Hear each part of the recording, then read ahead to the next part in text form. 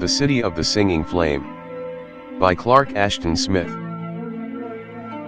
When Giles Angarth disappeared, nearly 2 years ago, we had been friends for a decade or more, and I knew him as well as anyone could purport to know him. Yet the thing was no less a mystery to me than to others at the time, and until now, it has remained a mystery. Like the rest, I sometimes thought that he and Ebonley had designed it all between them as a huge, insoluble hoax, that they were still alive, somewhere, and laughing at the world that was so sorely baffled by their disappearance. And, until I at last decided to visit Crater Ridge and find, if I could, the 2 boulders mentioned in Angarth's narrative, no one had uncovered any trace of the missing men or heard even the faintest rumor concerning them. The whole affair, it seemed then, was likely to remain a most singular and exasperating riddle. Angarth, whose fame as a writer of fantastic fiction was already very considerable, had been spending that summer among the Sierras, and had been living alone until the artist, Felix Ebonley, went to visit him. Ebonley, whom I had never met, was well known for his imaginative paintings and drawings, and had illustrated more than one of Angarth's novels. When neighboring campers became alarmed over the prolonged absence of the 2 men, and the cabin was searched for some possible clue, a package addressed to me was found lying on the table, and I received it in due course of time, after reading many newspaper speculations concerning the double vanishment. The package contained a small, leather-bound notebook, and Angarth had written on the flyleaf, "Dear Haston, you can publish this journal sometime, if you like. People will think it the last and wildest of all my fictions unless they take it for one of your own. In either case, it will be just as well. Goodbye. Faithfully, Giles Angarth." Feeling that it would certainly meet with the reception he anticipated, and being unsure, myself, whether the tale was truth or fabrication, I delayed publishing his journal. Now, from my own experience, I have become satisfied of its reality, and am finally printing it, together with an account of my personal adventures. Perhaps, the double publication, preceded as it is by Angarth's return to mundane surroundings, will help to ensure the acceptance of the whole story for more than mere fantasy. Still, when I recall my own doubts, I wonder. But let the reader decide for himself. And first, as to Giles Angarth's journal. July 31, 1938. I have never acquired the diary-keeping habit, mainly because of my uneventful mode of existence, in which there has seldom been anything to chronicle. But the thing which happened this morning is so extravagantly strange, so remote from mundane laws and parallels, that I feel impelled to write it down to the best of my understanding and ability. Also, I shall keep account of the possible repetition and continuation of my experience. It will be perfectly safe to do this, for no one who ever reads the record will be likely to believe it. I had gone for a walk on Crater Ridge, which lies a mile or less to the north of my cabin near Summit. Though differing markedly in its character from the usual landscapes round about, it is one of my favorite places. It is exceptionally bare and desolate, with little more in the way of vegetation than mountain sunflowers, wild currant bushes, and a few sturdy, wind-warped pines and supple tamaracks.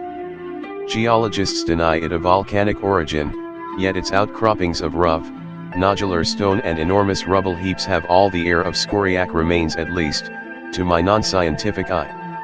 They look like the slag and refuse of cyclopean furnaces, poured out in pre-human years, to cool and harden into shapes of limitless grotesquerie. Among them are stones that suggest the fragments of primordial bas-reliefs, or small prehistoric idols and figurines, and others that seem to have been graven with lost letters of an indecipherable script. Unexpectedly, there is a little tarn lying on one end of the long, dry ridge, a tarn that has never been fathomed. The hill is an odd interlude among the granite sheets and crags, and the fir-clothed ravines and valleys of this region. It was a clear, windless morning, and I paused often to view the magnificent perspectives of varied scenery that were visible on every hand: the Titan battlements of Castle Peak, the rude masses of Donner Peak, with its dividing pass of hemlocks, the remote, luminous blue of the Nevada mountains, and the soft green of willows in the valley at my feet. It was an aloof, silent world, and I heard no sound other than the dry, crackling noise of cicadas among the currant bushes. I strolled on in a zigzag manner for some distance, and coming to one of the rubble fields with which the ridge is interstrewn, I began to search the ground closely, hoping to find a stone that was sufficiently quaint and grotesque in its form to be worth keeping as a curiosity. I had found several such in my previous wanderings. Suddenly, I came to a clear space amid the rubble, in which nothing grew, a space that was round as an artificial ring. In the center were two isolated boulders, queerly alike in shape, and lying about 5 feet apart. I paused to examine them. Their substance, a dull, greenish-gray stone, seemed to be different from anything else in the neighborhood, and I conceived at once the weird, unwarrantable fancy that they might be the pedestals of vanished columns, worn away by incalculable years till there remained only these sunken ends. Certainly, the perfect roundness and uniformity of the boulders was peculiar, and though I possess a smattering of geology, I could not identify their smooth, soapy material. My imagination was excited, and I began to indulge in some rather overheated fantasies. But the wildest of these was a homely commonplace in comparison with the thing that happened when I took a single step forward in the vacant space immediately between the two boulders. I shall try to describe it to the utmost of my ability, though human language is naturally wanting in words that are adequate for the delineation of events and sensations beyond the normal scope of human experience. Nothing is more disconcerting than to miscalculate the degree of descent in taking a step.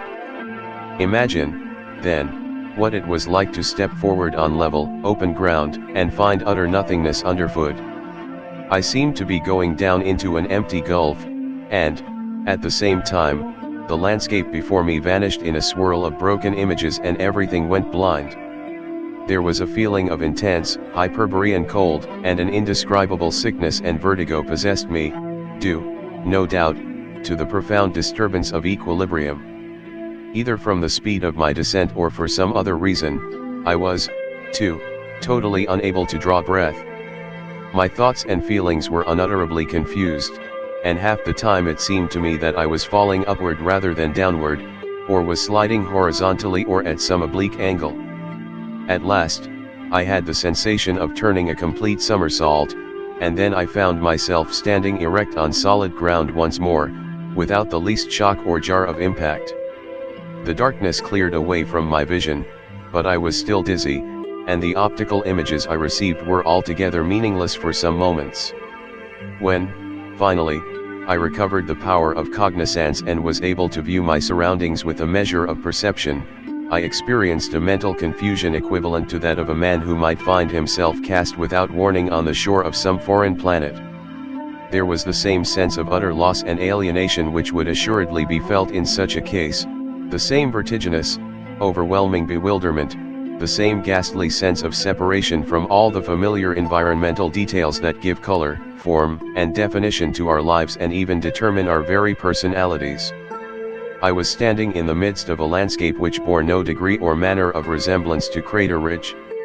A long, gradual slope, covered with violet grass and studded at intervals with stones of monolithic size and shape, ran undulantly away beneath me to a broad plain with sinuous, open meadows and high, stately forests of an unknown vegetation whose predominant hues were purple and yellow. The plain seemed to end in a wall of impenetrable, golden-brownish mist, that rose with phantom pinnacles to dissolve on a sky of luminescent amber in which there was no sun. In the foreground of this amazing scene, not more than 2 or 3 miles away, there loomed a city whose massive towers and mountainous ramparts of red stone were such as the Anakim of undiscovered worlds might build. Wall on beetling wall, spire on giant spire, it soared to confront the heavens, maintaining everywhere the severe and solemn lines of a rectilinear architecture. It seemed to overwhelm and crush down the beholder with its stern and crag-like imminence.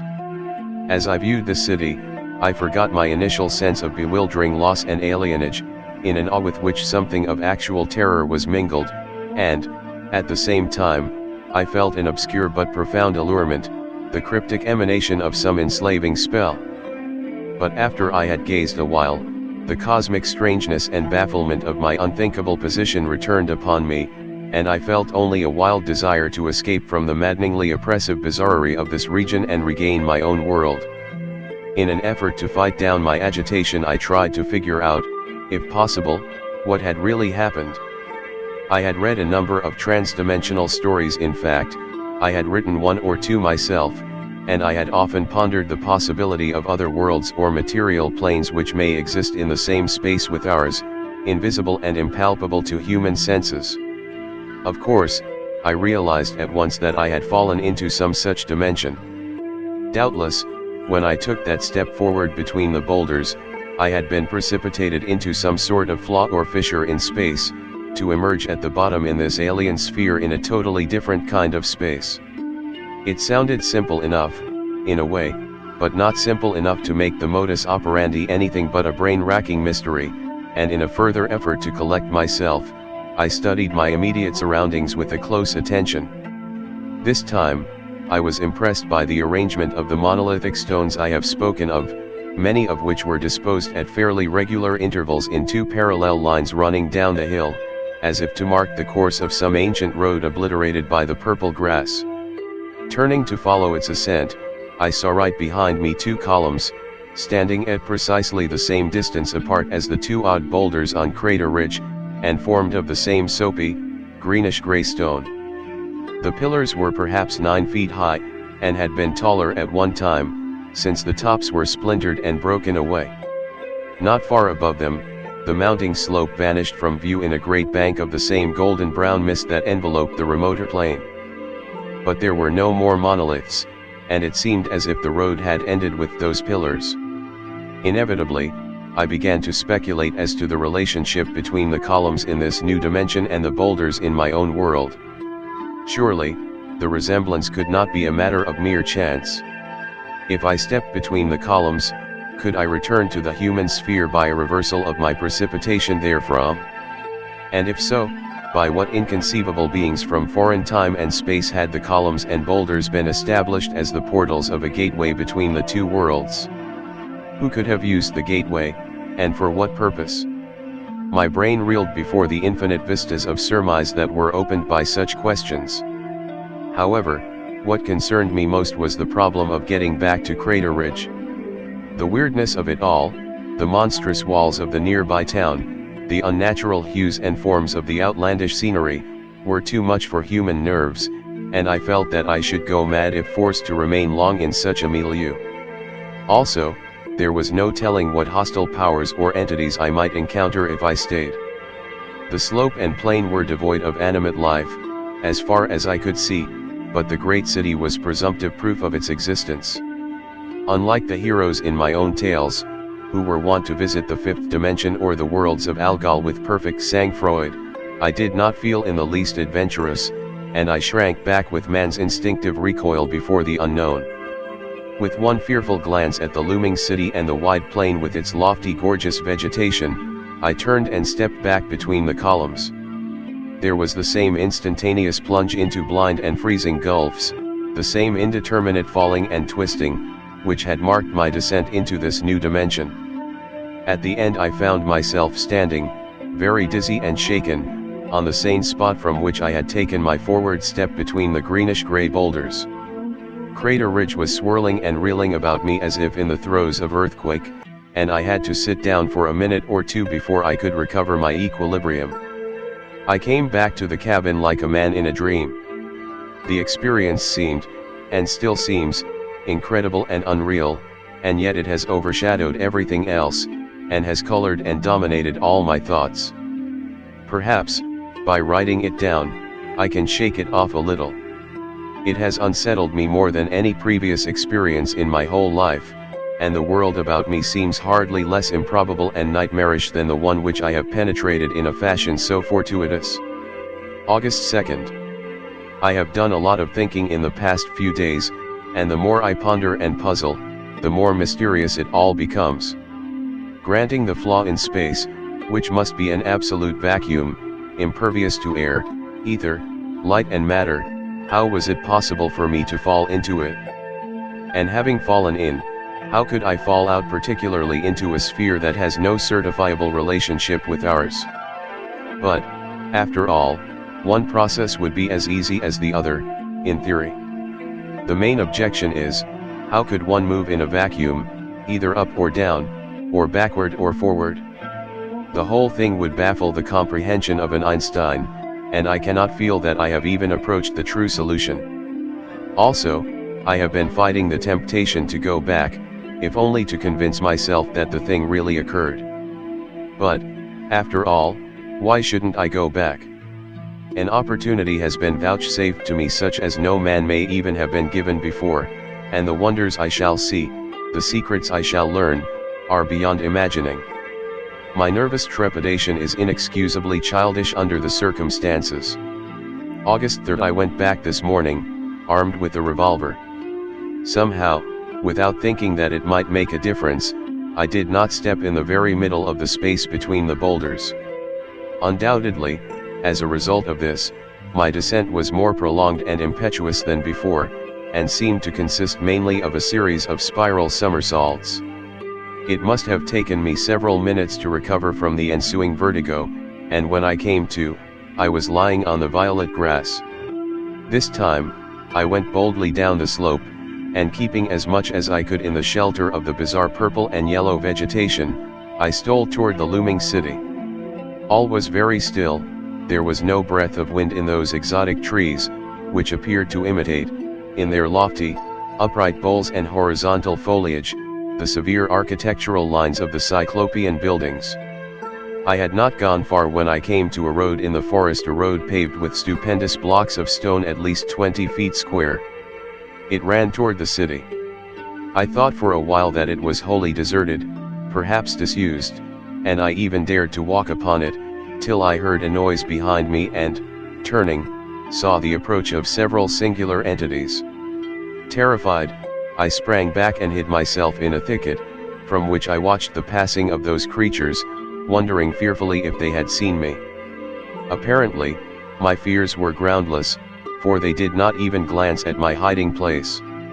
It is hard for me to describe or even visualize them now, for they were totally unlike anything that we are accustomed to think of as human or animal.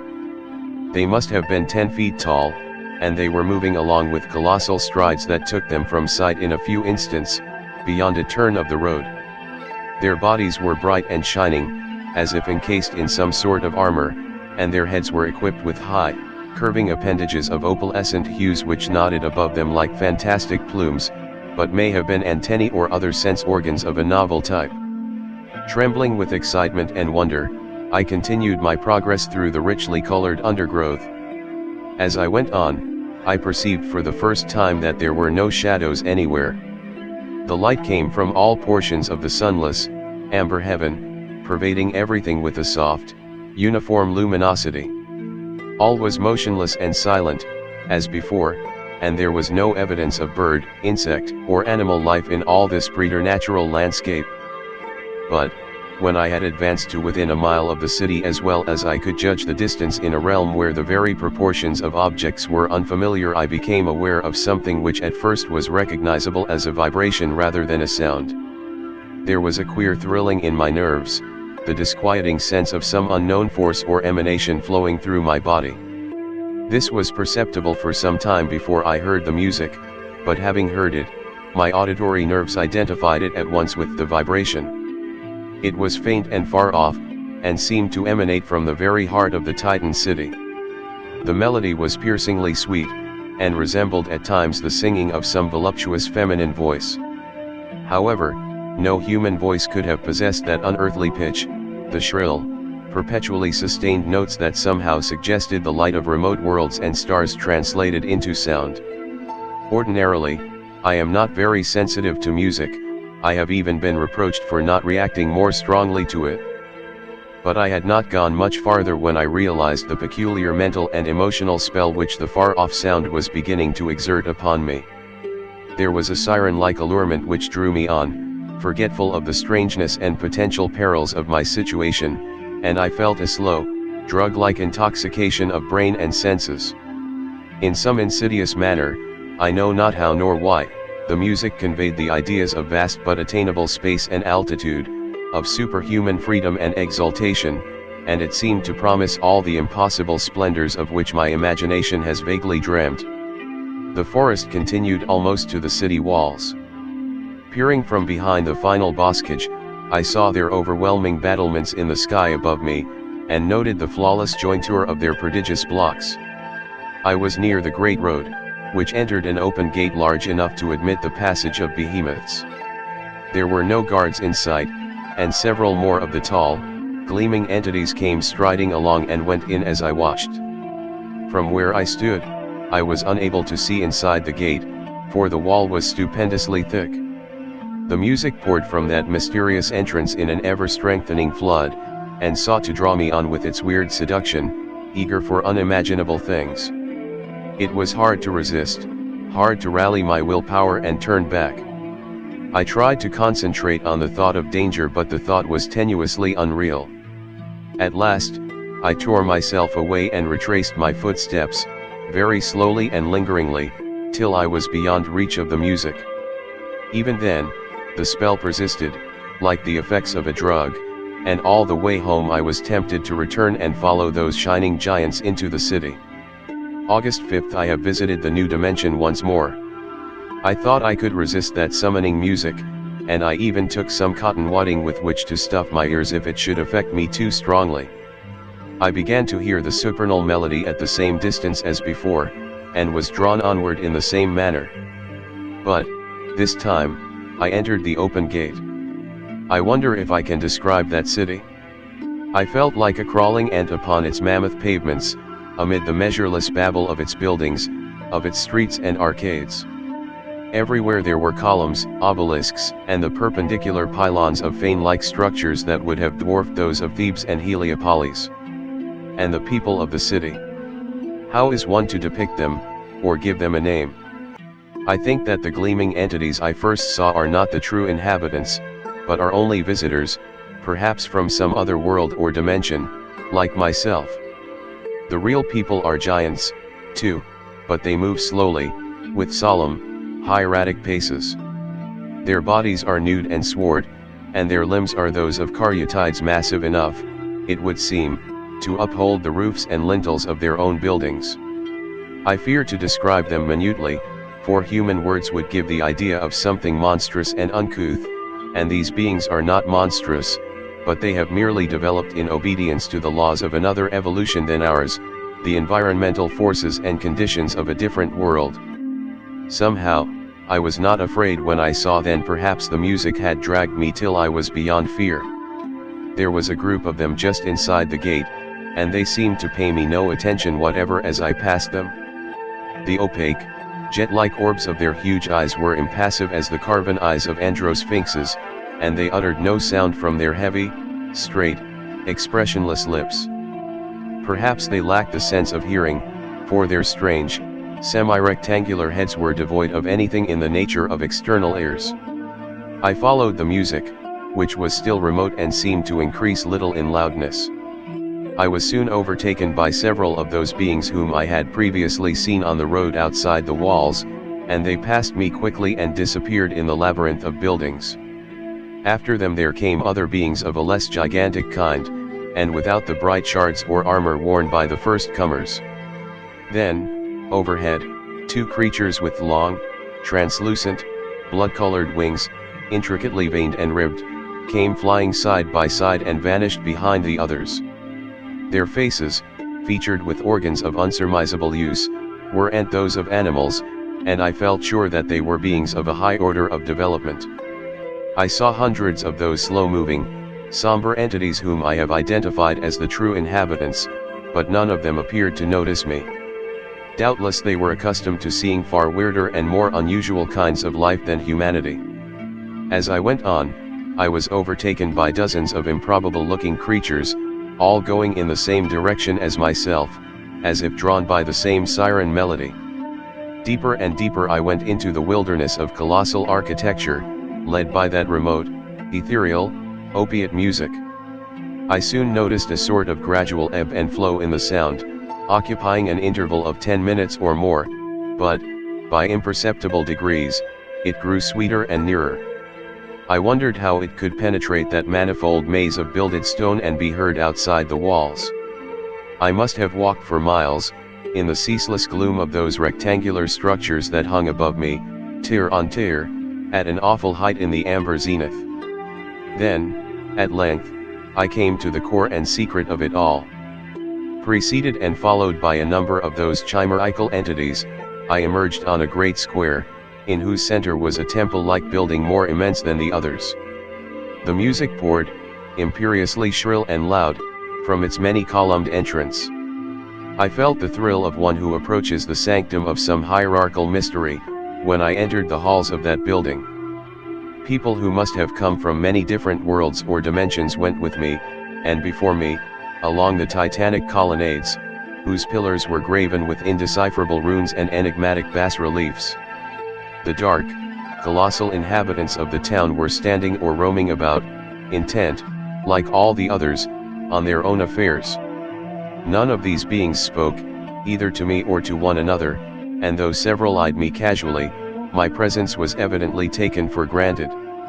There are no words to convey the incomprehensible wonder of it all. And the music? I have utterly failed to describe that, also.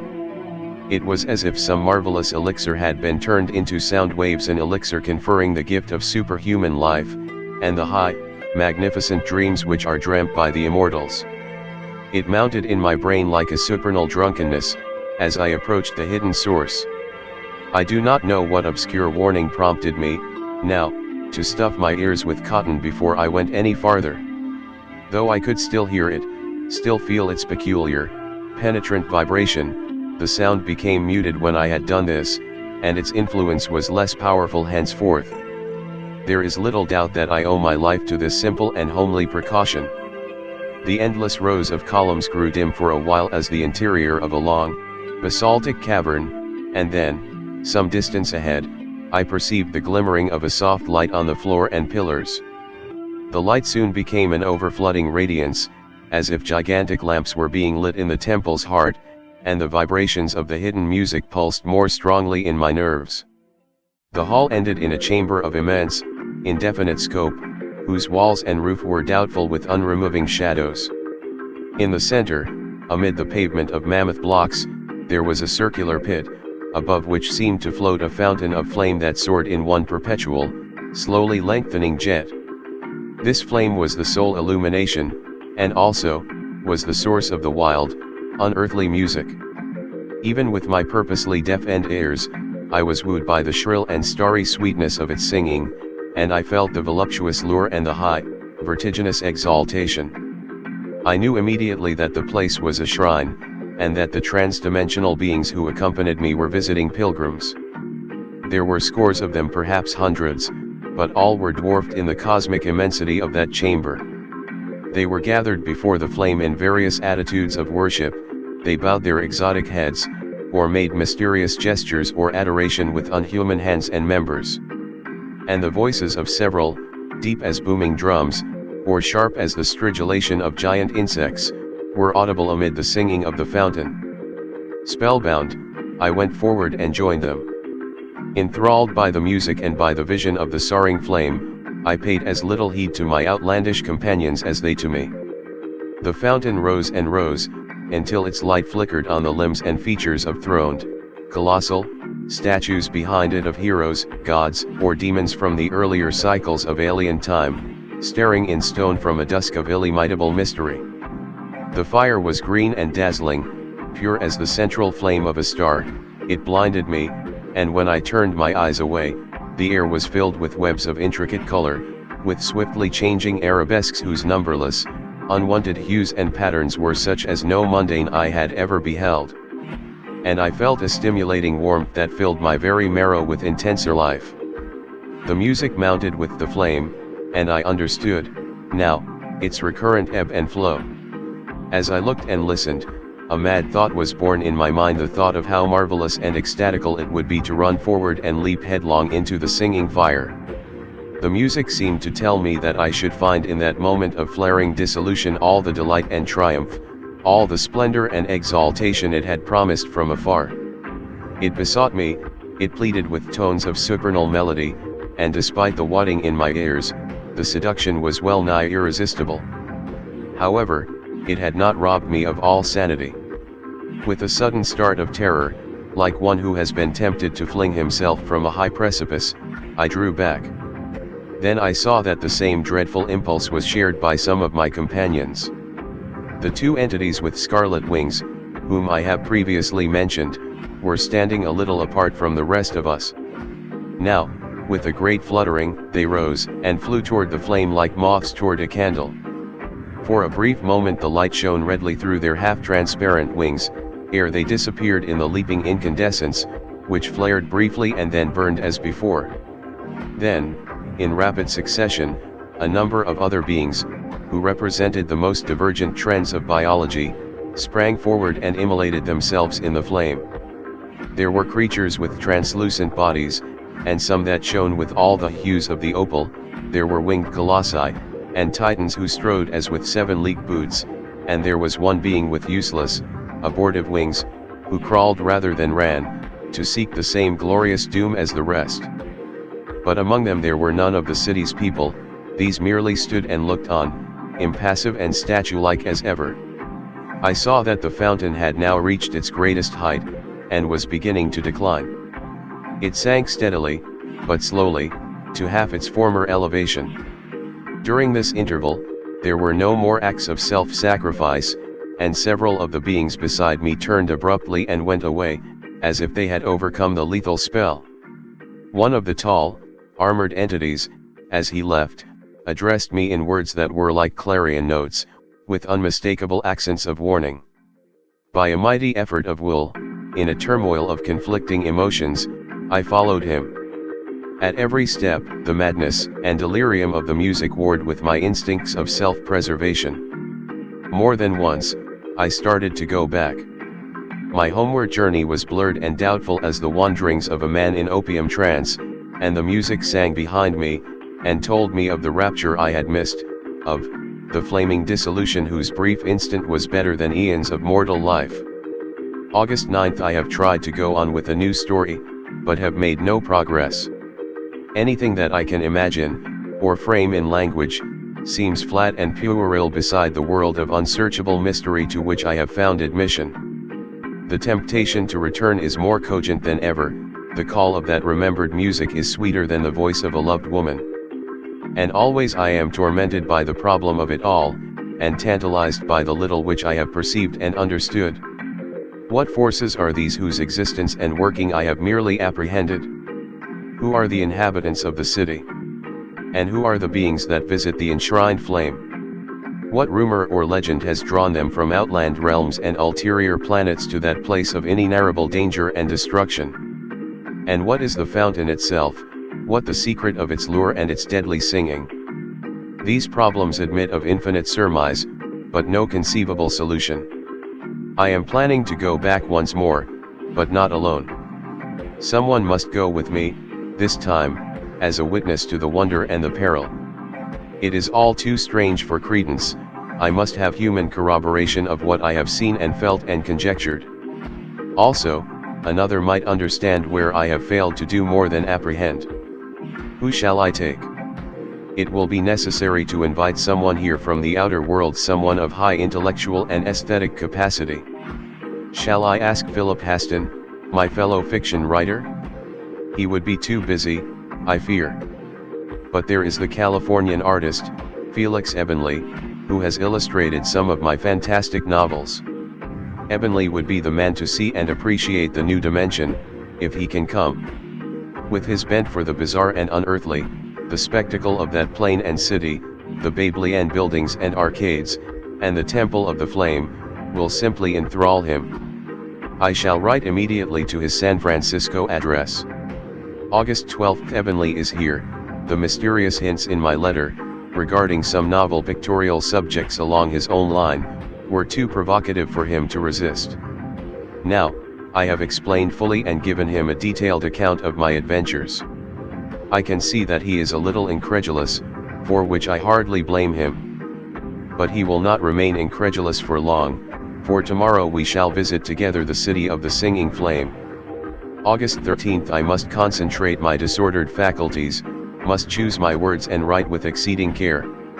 This will be the last entry in my journal, and the last writing I shall ever do. When I have finished, I shall wrap the journal up and address it to Philip Haston, who can make such disposition of it as he sees fit. I took Ebenly into the other dimension today. He was impressed, even as I had been, by the two isolated boulders on Crater Ridge. They look like the guttered ends of columns established by pre-human gods, he remarked. I begin to believe you now. I told him to go first, and indicated the place where he should step. He obeyed without hesitation, and I had the singular experience of seeing a man melt into utter, instantaneous nothingness. One moment he was there, the next, there was only bare ground, and the far-off tamaracks whose view his body had obstructed. I followed, and found him standing, in speechless awe, on the violet grass.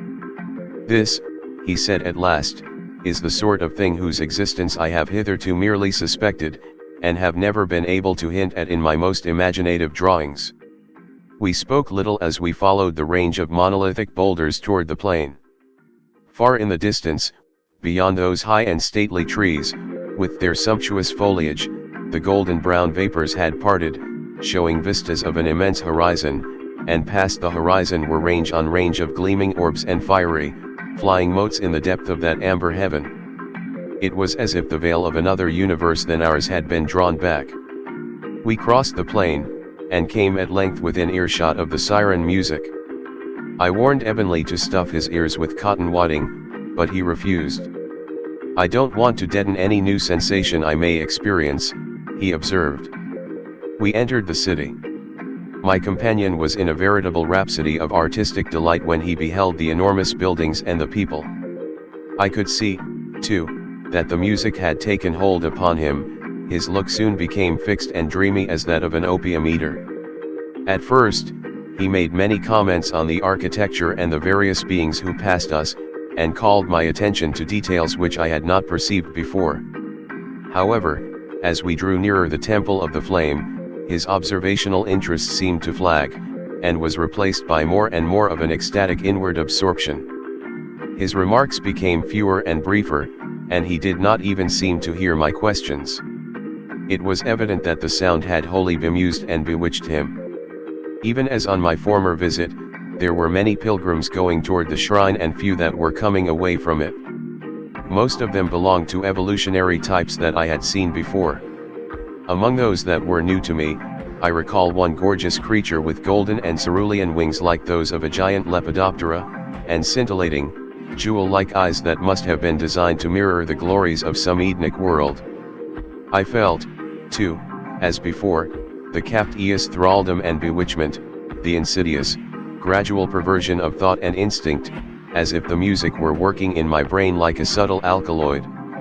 Since I had taken my usual precaution, my subjection to the influence was less complete than that of Ebenly, but, nevertheless, it was enough to make me forget a number of things, among them, the initial concern which I had felt when my companion refused to employ the same mode of protection as myself. I no longer thought of his danger, or my own, except as something very distant and immaterial. The streets were like the prolonged and bewildering labyrinth of a nightmare. But the music led us forthrightly, and always there were other pilgrims. Like men in the grip of some powerful current, we were drawn to our destination. As we passed along the hall of gigantic columns and neared the abode of the fiery fountain, a sense of our peril quickened momentarily in my brain, and I sought to warn Ebenly once more. But all my protests and remonstrances were futile. He was deaf as a machine, and wholly impervious to anything but the lethal music. His expression and movements were those of a somnambulist. Even when I seized and shook him with such violence as I could muster, he remained oblivious of my presence. The throng of worshippers was larger than upon my first visit. The jet of pure, incandescent flame was mounting steadily as we entered, and it sang with the pure ardor and ecstasy of a star alone in space. Again, with ineffable tones, it told me the rapture of a moth-like death in its lofty soaring, the exultation and triumph of a momentary union with its elemental essence. The flame rose to its apex, and even for me, the mesmeric lure was well nigh irresistible. Many of our companions succumbed, and the first to immolate himself was the giant lepidopterous being. 4 others, of diverse evolutional types, followed in appallingly swift succession. In my own partial subjection to the music, my own effort to resist that deadly enslavement, I had almost forgotten the very presence of Ebonley. It was too late for me to even think of stopping him, when he ran forward in a series of leaps that were both solemn and frenzied, like the beginnings of some sacerdotal dance, and hurled himself headlong into the flame. The fire enveloped him, it flared up for an instant with a more dazzling greenness, and that was all. Slowly, as if from benumbed brain centers, a horror crept upon my conscious mind, and helped to annul the perilous mesmerism. I turned, while many others were following Ebonley's example, and fled from the shrine and from the city. But somehow the horror diminished as I went. More and more, I found myself envying my companion's fate, and wondering as to the sensations he had felt in that moment of fiery dissolution. Now, as I write this, I am wondering why I came back again to the human world. Words are futile to express what I have beheld and experienced, and the change that has come upon me, beneath the play of incalculable forces in a world of which no other mortal is even cognizant. Literature is nothing more than a shadow. Life, with its drawn-out length of monotonous, reiterative days, is unreal and without meaning, now, in comparison with the splendid death which I might have had, the glorious doom which is still in store. I have no longer any will to fight the ever-insistent music which I hear in memory. And there seems to be no reason at all why I should fight it. Tomorrow, I shall return to the city. Even when I, Philip Haston, had read through the journal of my friend, Giles Angarth, so many times that I had almost learned it by heart, I was still doubtful as to whether the incidents related therein were fiction or verity. The trans-dimensional adventures of Angarth and Ebonley, the City of the Flame, with its strange residents and pilgrims, the immolation of Ebonley, and the hinted return of the narrator himself for a like purpose, in the last entry of the diary, were very much the sort of thing that Angarth might have imagined in one of the fantastic novels for which he had become so justly famous. Add to this the seemingly impossible and incredible nature of the whole tale, and my hesitancy in accepting it as veridical will easily be understood. However, on the other hand, there was the unsolved and recalcitrant enigma offered by the disappearance of the 2 men. Both were well known, one as a writer, the other as an artist. Both were in flourishing circumstances, with no serious cares or troubles, and their vanishment, all things considered, was difficult to explain on the ground of any motive less unusual or extraordinary than the one assigned in the journal. At first, as I have mentioned in my foreword to the diary, I thought the whole affair might well have been devised as a somewhat elaborate practical joke, but this theory became less and less tenable as weeks and months went by, and linked themselves slowly into a year, without the reappearance of the presumptive jokers. Now, at last, I can testify to the truth of all that Angarth wrote and more. For I, too, have been in Idmos, the city of singing flame, and have known also the supernal glories and raptures of the inner dimension. And of these I must tell, however falteringly and inadequately, with mere human words, before the vision fades. For these are things which neither I, nor any other, shall behold or experience again. Idmos itself is now a riven ruin, the temple of the flame has been blasted to its foundations in the basic rock, and the fountain of singing fire has been stricken at its source. The inner dimension has perished like a broken bubble, in the great war that was made upon Idmos by the rulers of the outer lands. After having finally laid down Angarth's journal, I was unable to forget the peculiar and tantalizing problems it raised. The vague, but infinitely suggestive vistas opened by the tale were such as to haunt my imagination recurrently with a hint of half-revealed mysteries. I was troubled by the possibility of some great and mystic meaning behind it all, some cosmic actuality of which the narrator had perceived merely the external veils and fringes. As time went on, I found myself pondering it perpetually, and becoming more and more possessed by an overwhelming wonder, and a sense of something which no mere action weaver would have been likely to invent. In the early summer of 1939, after finishing a new novel, I felt able for the first time to take the necessary leisure for the execution of a project that had often occurred to me. Putting all my affairs in order, and knitting all the loose ends of my literary labors and correspondence, in case I should not return, I left my home in Auburn, ostensibly for a week's vacation. Actually, I went to Summit, with the idea of investigating closely the milieu in which Angarth and Ebonley had disappeared from human ken. With strange emotions, I visited the forsaken cabin south of Crater Ridge, that had been occupied by Angarth, and saw the rough table of pine boards upon which my friend had written his journal, and then left the sealed package containing it to be forwarded to me after his departure. There was a weird and brooding loneliness about the place, as if the non-human infinitudes had already claimed it for their own. The unlocked door had sagged inward from the pressure of high-piled winter snows, and fir needles had sifted across the sill to strew the unswept floor.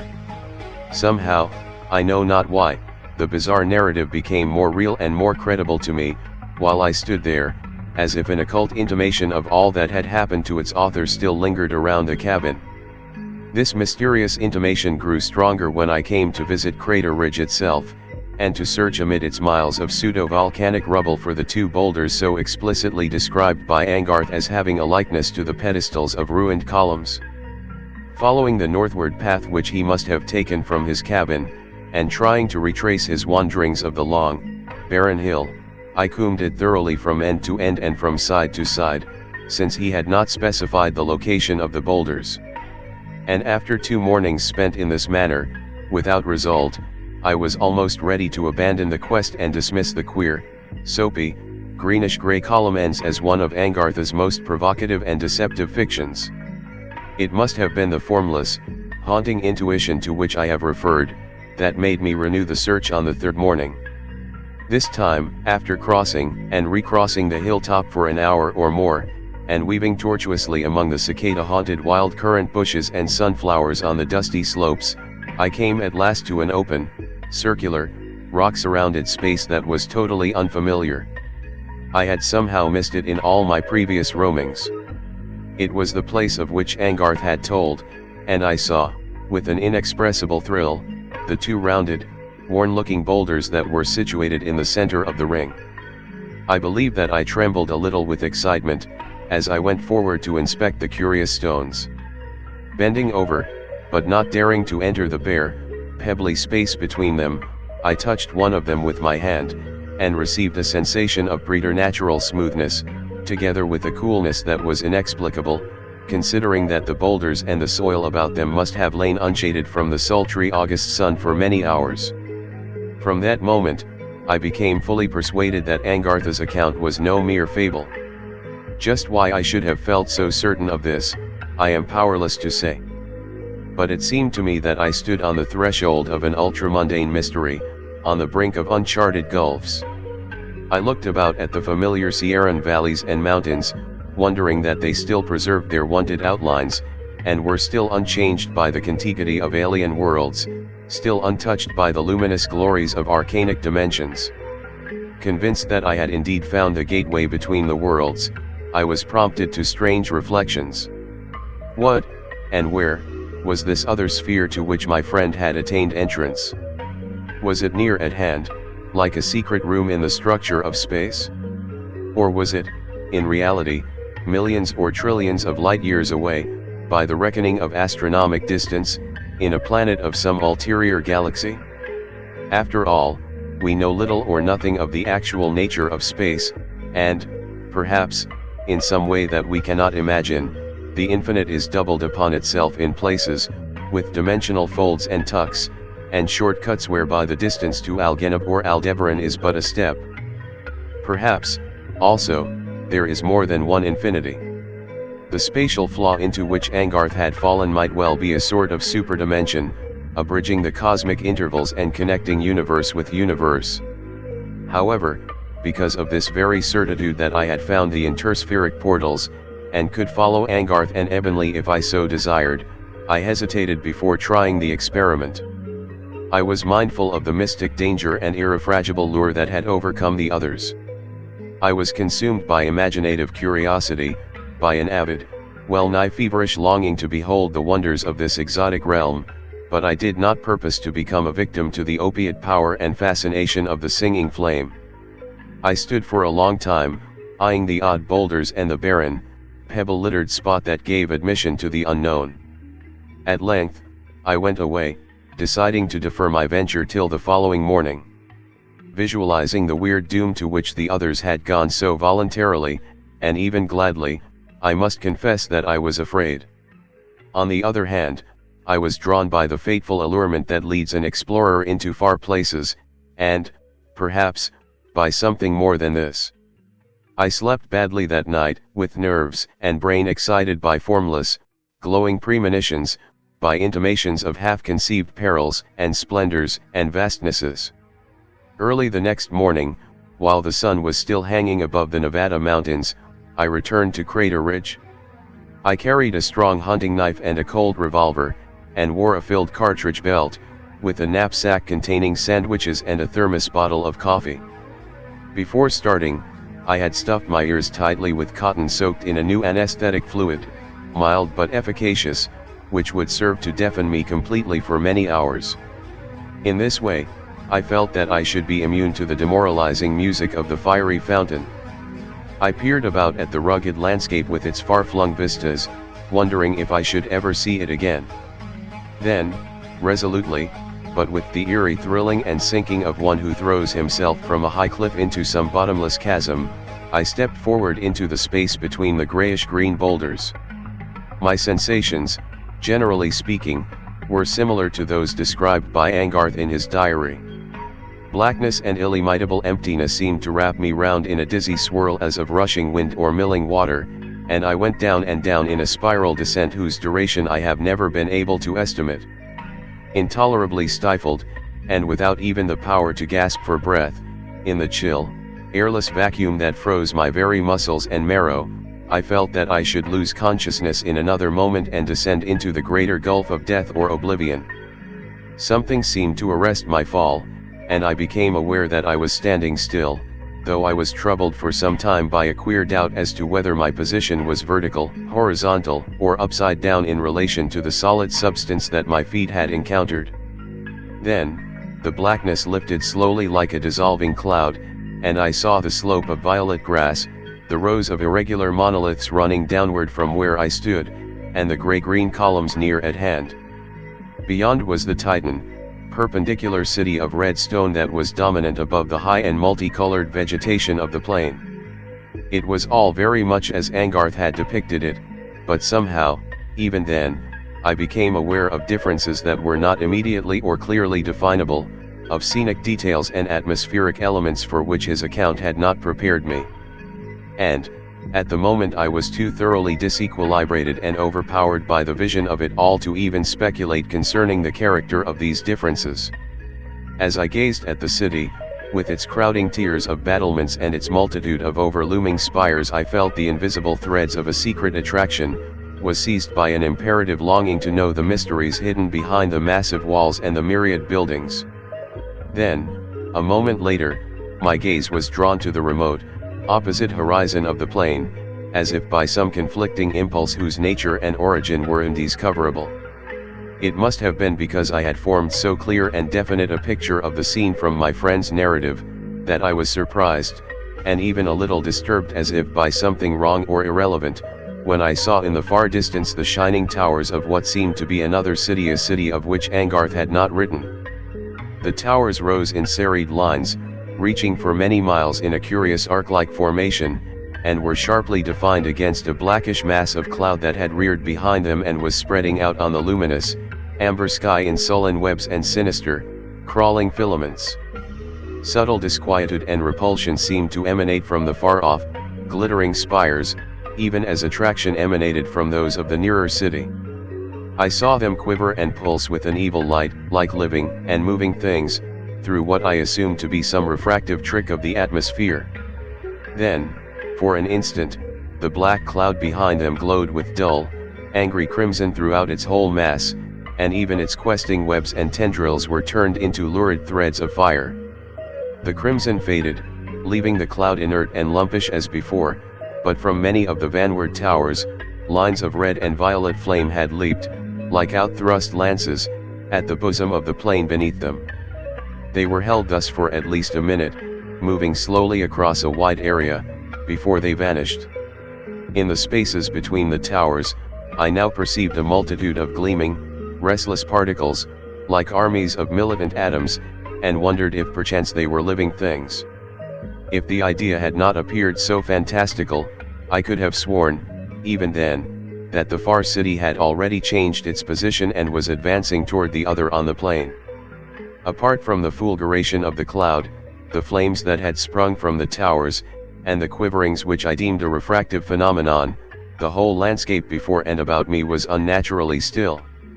On the strange amber air, the Tyrian-tinted grasses, and the proud, opulent foliage of the unknown trees, where lay the dead calm that precedes the stupendous turmoil of typhonic storm or seismic cataclysm.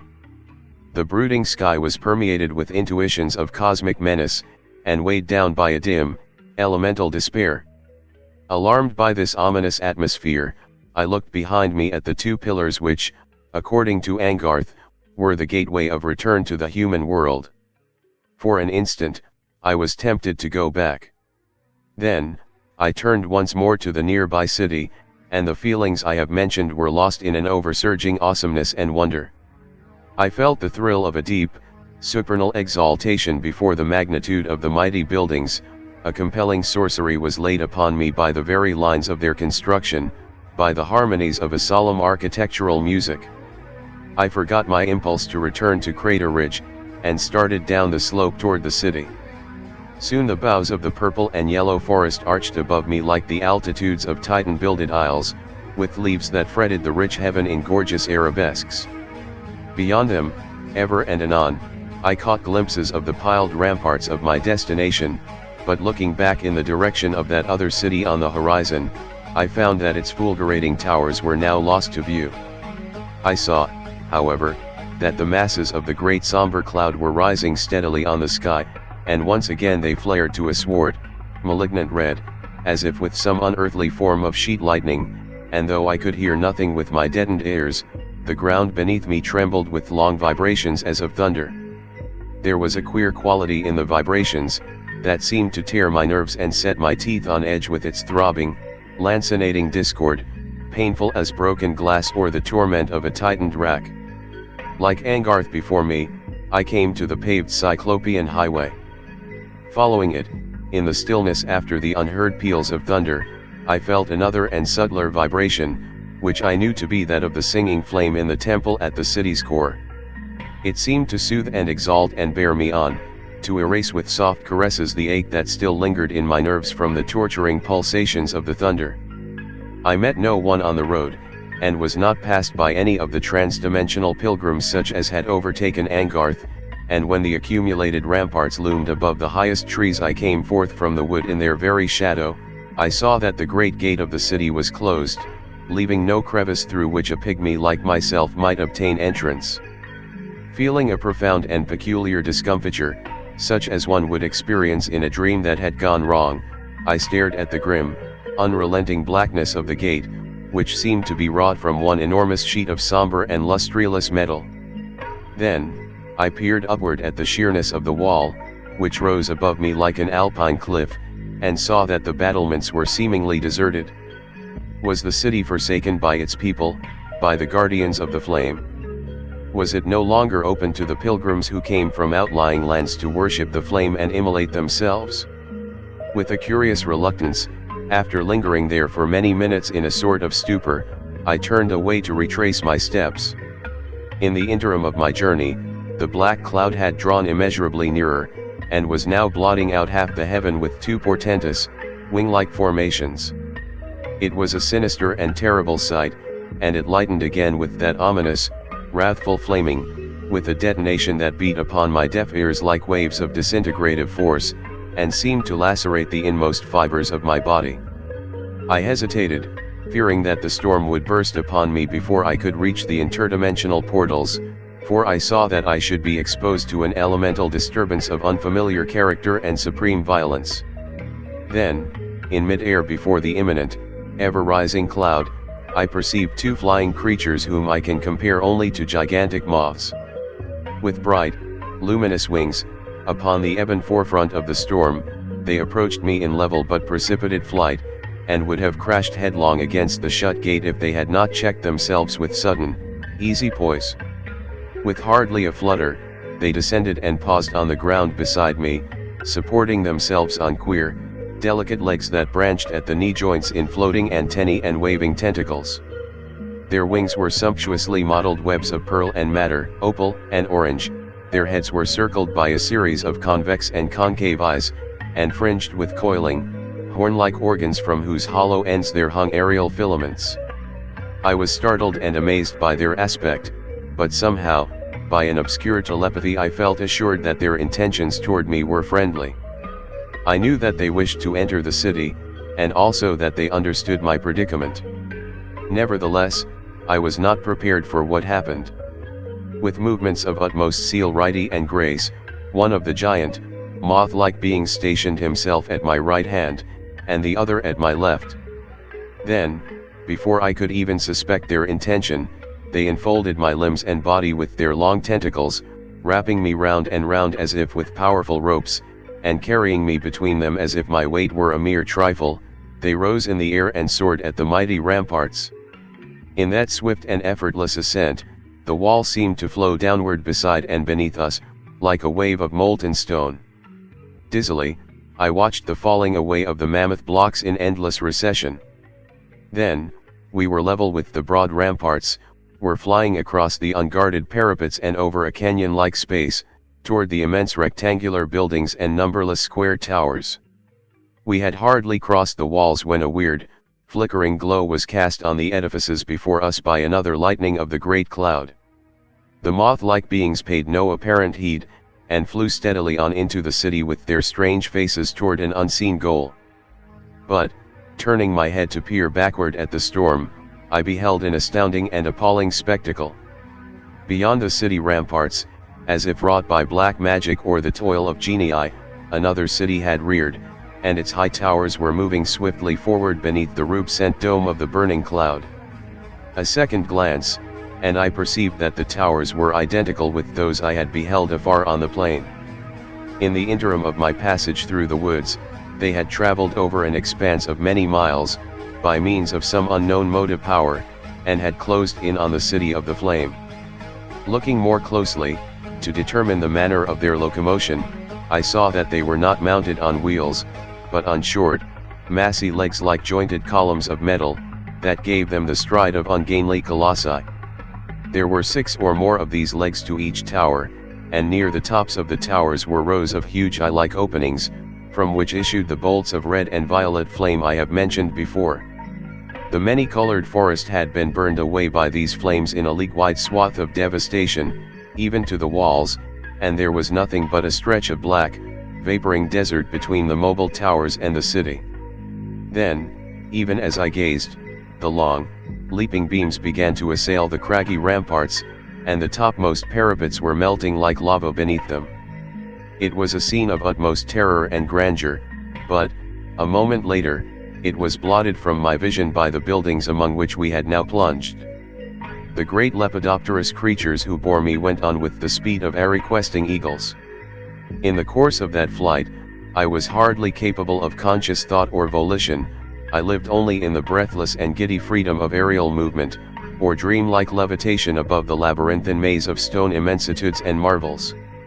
I was without actual cognizance of much that I beheld in that stupendous babel of architectural imageries, and only afterward, in the more tranquil light of recollection, could I give coherent form and meaning to many of my impressions.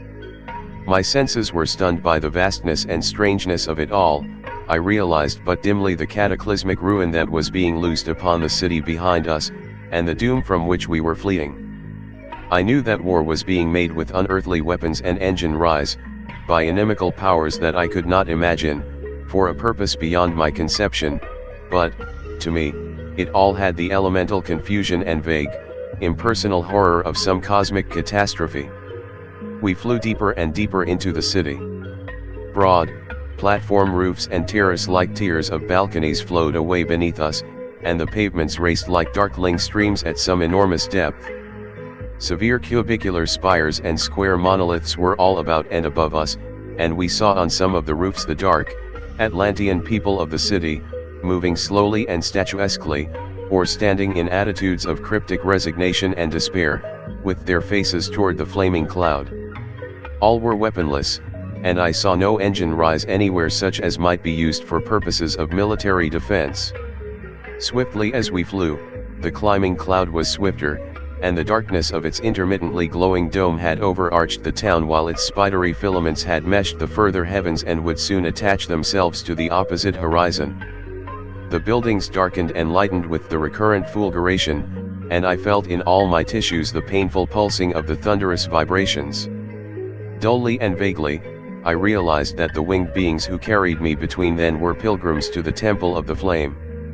More and more, I became aware of an influence that must have been that of the starry music emanating from the temple's heart. There were soft, soothing vibrations in the air, that seemed to absorb and nullify the tearing discords of the unheard thunder. I felt that we were entering a zone of mystic refuge, or sidereal and celestial security, and my troubled senses were both lulled and exalted.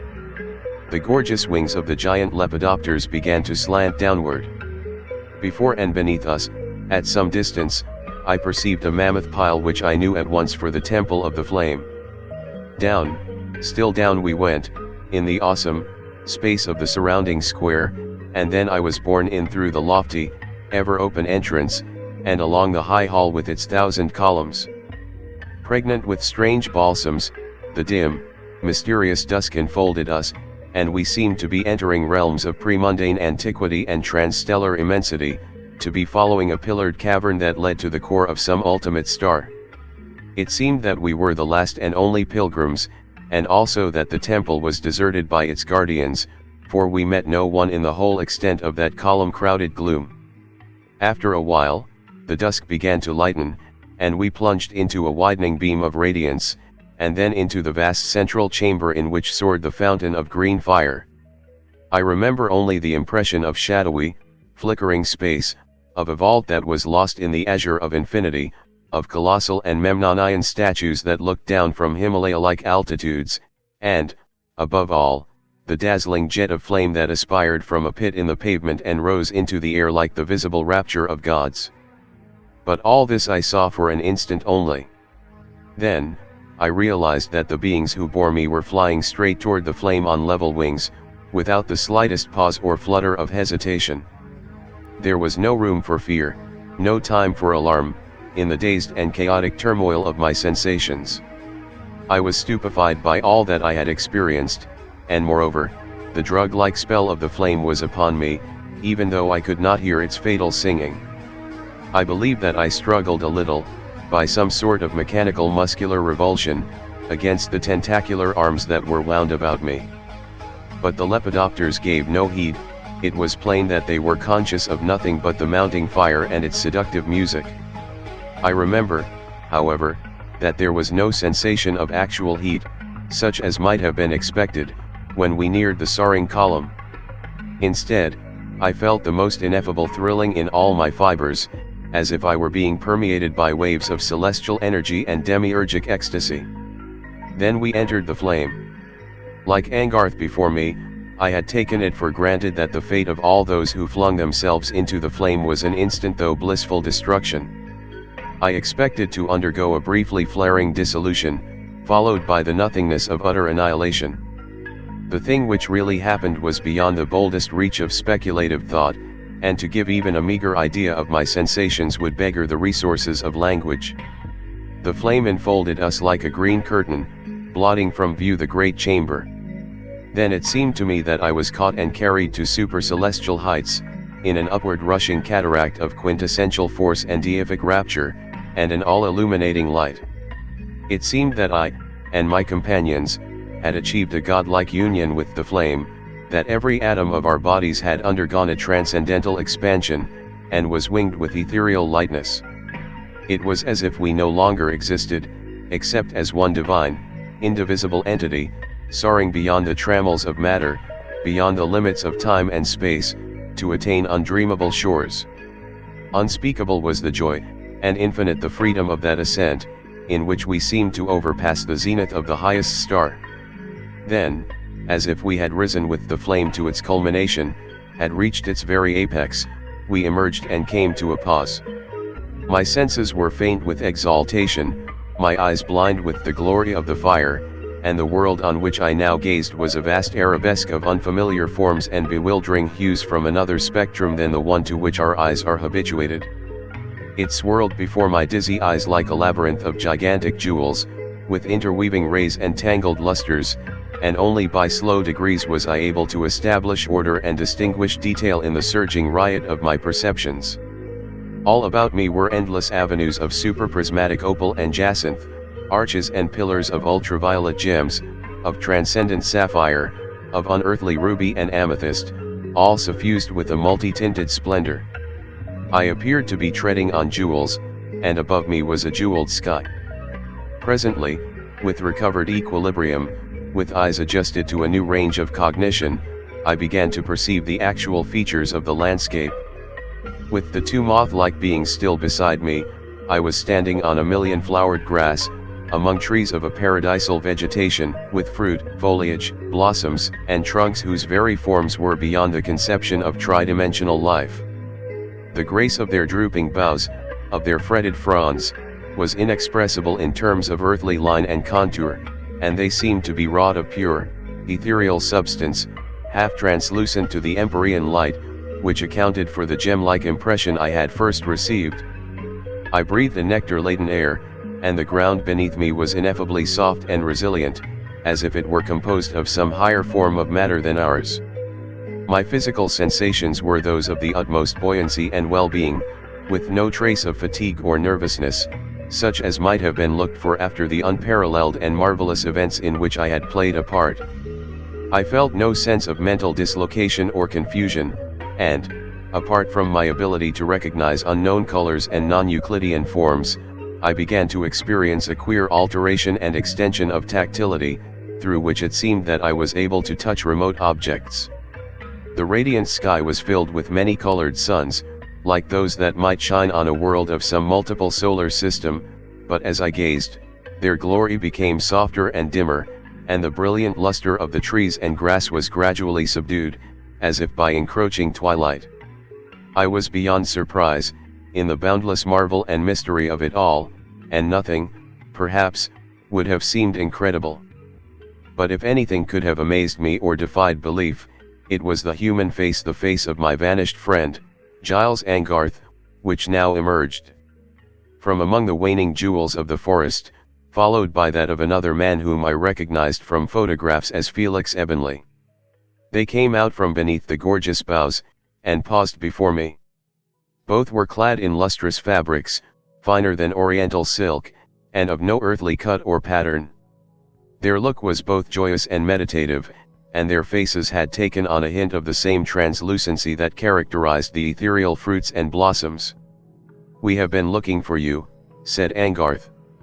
"It occurred to me that, after reading my journal, you might be tempted to try the same experiment, if only to make sure whether the account was truth or fiction. This is Felix Ebenly, whom I believe you have never met." It surprised me when I found that I could hear his voice with perfect ease and clearness, and I wondered why the effect of the drug-soaked cotton should have died out so soon in my auditory nerves. Yet such details were trivial in the face of the astounding fact that I had found Angarth and Ebenly, that they, as well as I, had survived the unearthly rapture of the flame. "Where are we?" I asked, after acknowledging his introduction. "I confess that I am totally at a loss to comprehend what has happened. We are now in what is called the inner dimension," explained Angarth. "It is a higher sphere of space and energy and matter than the one into which we were precipitated from Crater Ridge, and the only entrance is through the singing flame in the city of Itmos. The inner dimension is born of the fiery fountain, and sustained by it, and those who fling themselves into the flame are lifted thereby to the superior plane of vibration. For them, the outer worlds no longer exist. The nature of the flame itself is not known, except that it is a fountain of pure energy springing from the central rock beneath Itmos, and passing beyond mortal ken by virtue of its own ardency. He paused, and seemed to be peering attentively at the winged entities, who still lingered at my side. Then, he continued, I haven't been here long enough to learn very much, myself, but I have found out a few things, and Ebonly and I have established a sort of telepathic communication with the other beings who have passed through the flame. Many of them have no spoken language, nor organs of speech, and their very methods of thought are basically different from ours, because of their divergent lines of sense development and the varying conditions of the worlds from which they come. But we are able to communicate a few images. The persons who came with you are trying to tell me something, he went on. You and they, it seems, are the last pilgrims who will enter Itmos and attain the inner dimension. War is being made on the flame and its guardians by the rulers of the outer lands, because so many of their people have obeyed the lure of the singing fountain and vanished into the higher sphere. Even now, their armies have closed in upon Itmos and are blasting the city's ramparts with the force bolts of their moving towers. I told him what I had seen, comprehending, now, much that had been obscure heretofore. He listened gravely, and then said, It has long been feared that such war would be made sooner or later. There are many legends in the outer lands concerning the flame and the fate of those who succumb to its attraction, but the truth is not known, or is guessed only by a few.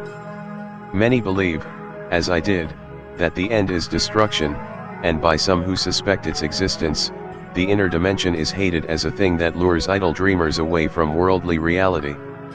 It is regarded as a lethal and pernicious chimera, as a mere poetic dream, or a sort of opium paradise.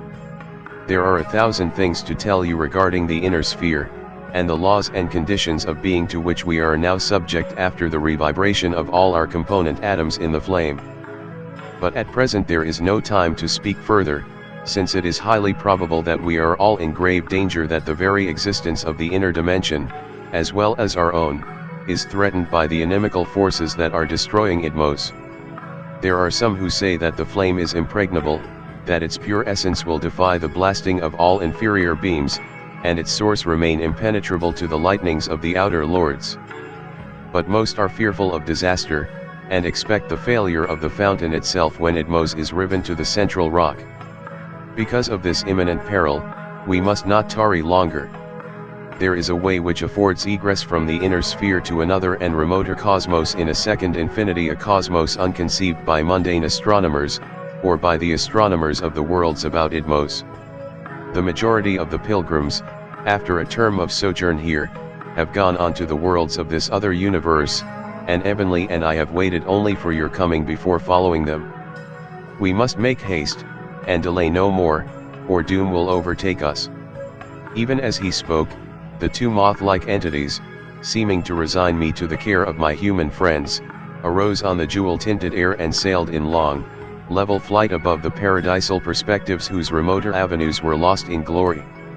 Angarth and Ebonly had now stationed themselves beside me, and one took me by the left arm, and the other by the right.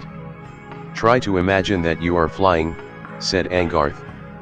In this sphere, levitation and flight are possible through willpower, and you will soon acquire the ability. We shall support and guide you, however, till you have grown accustomed to the new conditions and are independent of such help. I obeyed his injunction, and formed a mental image of myself in the act of flying. I was amazed by the clearness and verisimilitude of the thought picture, and still more by the fact that the picture was becoming an actuality. With little sense of effort, but with exactly the same feeling that characterizes a levitational dream, the three of us were soaring from the jeweled ground, slanting easily and swiftly upward through the glowing air. Any attempt to describe the experience would be foredoomed to futility, since it seemed that a whole range of new senses had been opened up in me, together with corresponding thought symbols for which there are no words in human speech. I was no longer Philip Haston, but a larger, stronger, and freer entity, differing as much from my former self as the personality developed beneath the influence of hashish or kava would differ. The dominant feeling was one of immense joy and liberation, coupled with a sense of imperative haste, of the need to escape into other realms where the joy would endure eternal and unthreatened. My visual perceptions, as we flew above the burning, lucent woods, were marked by intense, aesthetic pleasure. It was as far above the normal delight afforded by agreeable imagery as the forms and colors of this world were beyond the cognition of normal eyes. Every changing image was a source of veritable ecstasy, and the ecstasy mounted as the whole landscape began to brighten again and return to the flashing, scintillating glory it had worn when I first beheld it.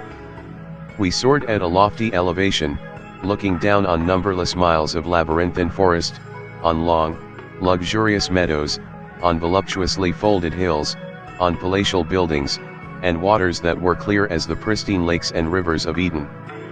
It all seemed to quiver and pulsate like one living effulgent, ethereal entity, and waves of radiant rapture passed from sun to sun in the splendor-crowded heaven. As we went on, I noticed again, after an interval, that partial dimming of the light, that somnolent, dreamy saddening of the colors, to be followed by another period of ecstatic brightening. The slow tidal rhythm of this process appeared to correspond to the rising and falling of the flame, as Angarth had described it in his journal, and I suspected immediately that there was some connection. No sooner had I formulated this thought, than I became aware that Angarth was speaking. And yet, I am not sure whether he spoke, or whether his worded thought was perceptible to me through another sense than that of physical audition. At any rate, I was cognizant of his comment. "You are right. The waning and waxing of the fountain and its music is perceived in the inner dimension as a clouding and lightening of all visual images." Our flight began to swiftен, and I realized that my companions were employing all their psychic energies in an effort to redouble our speed. The lands below us blurred to a cataract of streaming color, a sea of flowing luminosity, and we seemed to be hurtling onward like stars through the fiery air. The ecstasy of that endless soaring, the anxiety of that precipitate flight from an unknown doom, are incommunicable. But I shall never forget them, nor the state of ineffable communion and understanding that existed between the three of us.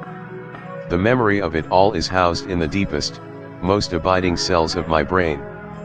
Others were flying beside and above and beneath us, now, in the fluctuant glory, pilgrims of hidden worlds and occult dimensions, proceeding as we ourselves toward that other cosmos of which the inner sphere was the antechamber. These beings were strange and outre beyond belief, in their corporeal forms and attributes, and yet I took no thought of their strangeness, but felt toward them the same conviction of fraternity that I felt toward Angarth and Ebenly. As we still went on, it appeared to me that my two companions were telling me many things, communicating, by what means I am not sure, much that they had learned in their new existence. With a grave urgency, as if, perhaps, the time for imparting this information might well be brief, ideas were expressed and conveyed which I could never have understood amid terrestrial circumstances. Things that were inconceivable in terms of the five senses, or in abstract symbols of philosophic or mathematic thought, were made plain to me as the letters of the alphabet. Certain of these data, however, are roughly conveyable or suggestible in language. I was told of the gradual process of initiation into the life of the new dimension, of the powers gained by the neophyte during his term of adaptation, of the various recondite, aesthetic joys experienced through a mingling and multiplying of all the perceptions, of the control acquired over natural forces and over matter itself, so that raiment could be woven and buildings reared solely through an act of volition. I learned, also, of the laws that would control our passage to the further cosmos, and the fact that such passage was difficult and dangerous for anyone who had not lived a certain length of time in the inner dimension. Likewise, I was told that no one could return to our present plane from the higher cosmos, even as no one could go backward through the flame into Itmos. Angarth and Ebenly had dwelt long enough in the inner dimension, they said, to be eligible for entrance to the worlds beyond, and they thought that I, too, could escape through their assistance, even though I had not yet developed the faculty of spatial equilibrium necessary to sustain those who dared the interspheric path and its dreadful subjacent gulfs alone. There were boundless, unforeseeable realms, planet on planet, universe on universe, to which we might attain, and among whose prodigies and marvels we could dwell or wander indefinitely. In these worlds, our brains would be attuned to the comprehension of vaster and higher scientific laws, and states of entity beyond those of our present dimensional milieu.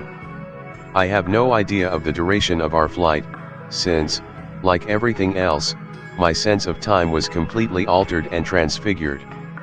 Relatively speaking, we may have gone on for hours, but it seemed to me that we had crossed an area of that supernal terrain for whose transit many years, or even centuries, might well have been required. Even before we came within sight of it, a clear pictorial image of our destination had arisen in my mind, doubtless through some sort of thought transference. I seemed to envision a stupendous mountain range, with Alp on celestial Alp, higher than the summer cumuli on Earth, and above them all the horn of an ultraviolet peak whose head was enfolded in a hueless and spiral cloud, touched with the sense of invisible chromatic overtones, that seemed to come down upon it from skies beyond the zenith. I knew that the way to the outer cosmos was hidden in the high cloud. On and on we soared, and at length the mountain range appeared on the far horizon, and I saw the paramount peak of ultraviolet with its dazzling crown of cumulus. Nearer still we came, till the strange volutes of cloud were almost above us, towering to the heavens and vanishing among the varicolored suns, and we saw the gleaming forms of pilgrims who preceded us, as they entered the swirling folds. At this moment, the sky and the landscape had flamed again to their culminating brilliance, they burned with 1,000 hues and lusters, so that the sudden, unlooked-for eclipse which now occurred was all the more complete and terrible. Before I was conscious of anything amiss, I seemed to hear a despairing cry from my friends, who must have felt the oncoming calamity through a subtler sense than any of which I was yet capable. Then, beyond the high and luminescent Alp of our destination, I saw the mounting of a wall of darkness, dreadful and instant, positive and palpable, that rose everywhere and toppled like some Atlantean wave upon the irised suns and the fiery-colored vistas of the inner dimension. We hung irresolute in the shadowed air, powerless and hopeless before the impending catastrophe, and saw that the darkness had surrounded the entire world and was rushing upon us from all sides. It ate the heavens, blotted the outer suns, and the vast perspectives over which we had flown appeared to shrink and shrivel like a fire-blackened paper. We seemed to wait alone, for one terrible instant, in a center of dwindling light on which the cyclonic forces of night and destruction were impinging with torrential rapidity. The center shrank to a mere point, and then the darkness was upon us like an overwhelming maelstrom, like the falling and crashing of cyclopean walls. I seemed to go down with the wreck of shattered worlds in a roaring sea of vortical space and force, to descend into some infrastellar pit, some ultimate limbo to which the shards of forgotten suns and systems are flung. Then, after a measureless interval, there came the sensation of violent impact, as if I had fallen among these shards, at the bottom of the universal night. I struggled back to consciousness with slow, prodigious effort, as if I were crushed beneath some irremovable weight, beneath the lightless and inert debris of galaxies. It seemed to require the labors of a titan to lift my lids, and my body and limbs were heavy, as if they had been turned to some denser element than human flesh, or had been subjected to the gravitation of a grosser planet than the Earth. My mental processes were benumbed and painful, and confused to the last degree, but at length I realized that I was lying on a riven and tilted pavement, among gigantic blocks of fallen stone. Above me, the light of a livid heaven came down among overturned and jagged walls that no longer supported their colossal dome. Close beside me, I saw a fuming pit from which a ragged rift extended through the floor, like the chasm wrought by an earthquake.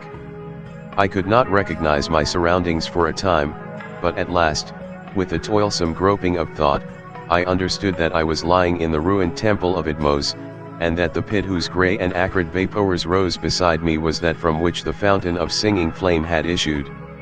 It was a scene of stupendous havoc and devastation. The wrath that had been visited upon Idmos had left no wall nor pylon of the temple standing. I stared at the blighted heavens from an architectural ruin in which the remains of an Angkor would have been mere rubble heaps. With Herculean effort, I turned my head away from the smoking pit, whose thin, sluggish fumes curled upward in phantasmal coils where the green ardor of the flame had soared and sung. Not until then did I perceive my companions. Angarth, still insensible, was lying near at hand, and just beyond him I saw the pale, contorted face of Ebonly, whose lower limbs and body were pinned down by the rough and broken pediment of a fallen pillar. Striving, as in some eternal nightmare, to throw off the leaden clinging weight of my inertia, and able to bestir myself only with the most painful slowness and laboriousness, I got to my feet and went over to Ebonly. Angarth, I saw at a glance, was uninjured and would presently regain consciousness, but Ebonly, crushed by the monolithic mass of stone, was dying swiftly, and even with the help of a dozen men I could not have released him from his imprisonment, nor could I have done anything to palliate his agony. He tried to smile, with gallant and piteous courage, as I stooped above him. "It's no use, I'm going in a moment," he whispered. "Goodbye, Aston, and tell Angarth goodbye for me, too." His tortured lips relaxed, his eyelids dropped and his head fell back on the temple pavement. With an unreal dreamlike horror, almost without emotion, I saw that he was dead. The exhaustion that still beset me was too profound to permit of thought or feeling. It was like the first reaction that follows the awakening from a drug debauch. My nerves were like burnt-out wires, my muscles dead and unresponsive as clay, my brain was ashen and gutted, as if a great fire had burned within it and gone out. Somehow, after an interval of whose length my memory is uncertain, I managed to revive Angarth, and he sat up dully and dazedly.